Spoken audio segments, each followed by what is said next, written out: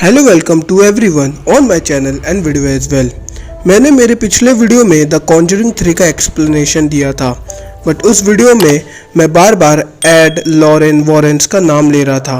अब आप में से कई सारे लोगों को वॉरेंस कौन है ये नहीं मालूम होगा, तो इसलिए इस वीडियो में मैं आप लोगों के हर एक डाउट को कवर करने की कोशिश करूँगा। तो देरी किस बात की, चलिए स्टार्ट करते हैं वीडियो। एडवर्ड वॉरेन मानी बॉर्न हुए थे 7 सितंबर 1926 में एंड लॉरेन रीटा वॉरेन 31 जनवरी 1927 में बॉर्न हुई थी।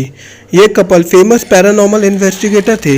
ये दोनों ने अपने पूरे लाइफ में 10,000 से ज़्यादा पैरानॉर्मल केसेस को इन्वेस्टिगेट किए थे। अब इनकी अर्ली लाइफ की बात करें तो एडवर्ड वर्ल्ड वॉर 2 का नेवी बैटरल था और साथ ही एक फॉर्मर पुलिस ऑफिसर जिसने अपना बचपन एक हॉन्टेड हाउस में गुजारा था, जिसके वजह से वो लेमिनोलॉजिस्ट, ऑथर एंड लेक्चरर बना। अब बात करें लॉरेन की तो 8 साल की उम्र से उन्हें एक ह्यूमन ऑरर दिखता था और इस बात को वो अपने घर में बताने से डरती थी कि इस बात को कोई यकीन करेगा भी कि नहीं। जब वो 16 साल की हुई तो उन्हें मालूम पड़ा कि ये ऑरा हमेशा अच्छा नहीं होता, बट कुछ नेगेटिव या फिर डार्क ऑरा इस दुनिया में मौजूद है। एड और लॉरेन की मुलाकात तब हुई जब वो दोनों 17 और 16 साल के थे। एड उस समय कॉलोनियल थिएटर में काम करते थे जो कि ब्रिजपोर्ट कनेक्टिकट में था। इसके 1 साल बाद इन दोनों ने शादी कर ली। एड ने वर्ल्ड वॉर 2 में नेवी को सर्व किया। आफ्टर वॉर उन्होंने नेवी को छोड़कर आर्टिस्ट बनने का सोचा। पेरी आर्ट स्कूल में उन्होंने आर्ट सीखी और उसके बाद में वो घूमने फिरने निकल गए। घूमते घूमते उन्होंने लॉरेन के साथ घोस्ट एंड स्पिरिट में काम करने की सोची। एड का बचपन हॉन्टेड हाउस में गुजरा था एंड उसकी वजह से उन्हें काम में इंटरेस्ट आने लगा। एड जहाँ पर भी जाते थे वो लॉरेन को अपने साथ ले जाते थे और लॉरेन डेड पर्सन की स्पिरिट से कम्युनिकेट करके लिविंग पर्सन को बताया करती थी। लेकिन प्रेजेंट टाइम में देखें तो ये दोनों ने कभी नहीं सोचा था कि आज के टाइम में ये दोनों एक लीडिंग पैरानॉर्मल इन्वेस्टिगेटर बनेंगे।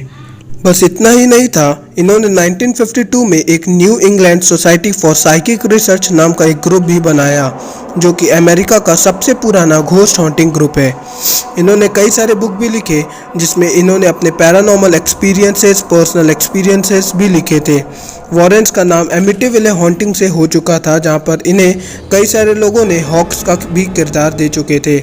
इनकी जो सोसाइटी है उसमें doctor, nurse, police officer, research, college student etcetera लोगों का इस्तेमाल अपने केसेस के लिए करते थे। इन सब केसेस से इंस्पायर्ड होकर 17 फिल्म एंड एमिटिविले हॉरर सीरीज भी बनी है। इन्होंने अपना खुद का ऑकल्ट म्यूजियम भी ओपन किया जहां पर 10,000 से ज़्यादा केसेस से कुछ ना तो कुछ सामान वहां पर रखी हुई है। और लॉरेन का ये भी कहना था कि वो इस ऑकल्ट म्यूजियम में खुद ही जाने से डरती हैं और दुनिया का सबसे बड़ा डरावना जगह अगर कोई है तो ये ऑकल्ट म्यूजियम है। रोज़ यहाँ पर एक प्रीस्ट आते हैं और पूरे म्यूजियम का चक्कर लगाकर वो पवित्र करते हैं जिससे बुरी शक्तियों का प्रभाव कम रहे। इन सब में सबसे ज़्यादा कोई चीज़ लॉरेन को डराती है वो है एनाबेल डॉल। एक इंटरव्यू में लॉरेन कहती हैं कि वो इस डॉल की तरफ देखना भी नहीं चाहती। उन्होंने कहा है कि अगर इसके तरफ ना देख के बात किया जाए तो बहुत अच्छा है, क्योंकि इसके तरफ देख के बात करने से या फिर छूने से भी गलत घटनाएं हुई हैं। अब हम वॉरेंस के कुछ केसेस के भी बारे में जान लेते हैं। पहले मैं बता दूं कि अब ये दोनों हमारे बीच में नहीं रहे। एड की मृत्यु 23 अगस्त 2006 में हार्ट अटैक की वजह से हुई थी और इसके बाद में लॉरेन ने इस काम से रिटायरमेंट ले लिया था। लॉरेन वॉरेन की मृत्यु हाल ही में 18 अप्रैल 2019 में हुई है। अब हम ये दोनों के कुछ फेमस केसेस के बारे में बात कर लेते हैं। First, Annabelle doll.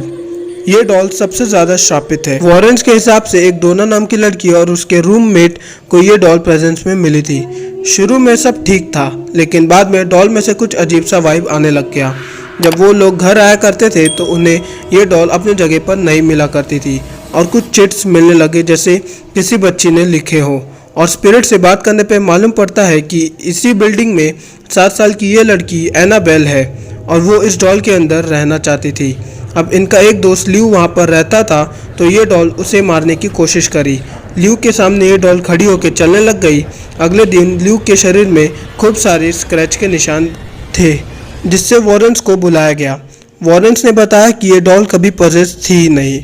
उस एविल ने इन लोगों को बेवकूफ़ बनाया एंड वो एविल इनमें से किसी को पजेस करना चाहती थी और इसके बाद ही वॉरेंस ने इस डॉल को अपने अकल्ट म्यूजियम में रख दिया जिसे 2 बार प्रेयर्स के वक्त पवित्र किया जाता है। और ये डॉल के अंदर जो भी इविल स्पिरिट है वो उसी दिन का इंतज़ार कर रही है कि उसे कोई वहाँ से बाहर निकाले। 1971 में वॉरेंस इन्वेस्टिगेट किए थे हैरिस वैले रॉड आइलैंड के एक घर को जहाँ पर पेरेंट फैमिली रहा करती थी। पेरेंट फैमिली का कहना था कि यहाँ पर कई सारे स्पिरिट उन्हें डराती हैं। इस केस को आज सारी दुनिया कॉन्जरिंग 1 से भी जानती है। पेरेंट फैमिली को इस घर में अजीब सी आवाज़ें, मीट के सड़ने की बदबू आती थी। मोस्टली स्पिरिट इन्हें कुछ करती नहीं थी, लेकिन ऐसी डार्क स्पिरिट थी जिसने बाकी सब स्पिरिट को कंट्रोल कर रखा था और उस स्पिरिट का नाम बैथशेबा था। उसने मरने से पहले ये कर्ज उस ज़मीन को दे दिया था कि इधर कोई भी आएगा तो उसे मरना होगा, और ऐसा हुआ भी। पड़ोसियों ने खुद को ही मार लिया। कुछ लोगों ने लेक में डूबकर अपनी जान दे दी। फैमिली के 5 लड़कियों में से एक ने बताया कि ऐसा सच में हुआ करता था।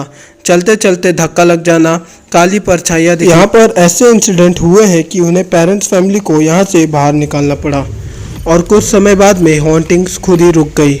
लेटर ऑन बेटियों की माँ की तबीयत खराब हो गई थी, जिससे हॉस्पिटल में एडमिट करके कहीं और मूव करना पड़ा। फैमिली कहती है कि हॉन्टिंग रियल थी, but such parents family, Warrens और बैथशेबा ही जानते हैं। Last but not the least, the Amityville horror. Lauren इस घर में जाने से खुद ही डरती थी। इस एमिटिविले हॉरर को कॉन्जरिंग 2 के स्टार्टिंग सीन में दिखाया गया है, जहां पर एक इंसान ने अपने शॉटगन से अपने पूरे परिवार को मार डाला। कारण ये था कि शैतानी आवाज़ ने उसे ये सब करने के लिए कहा था।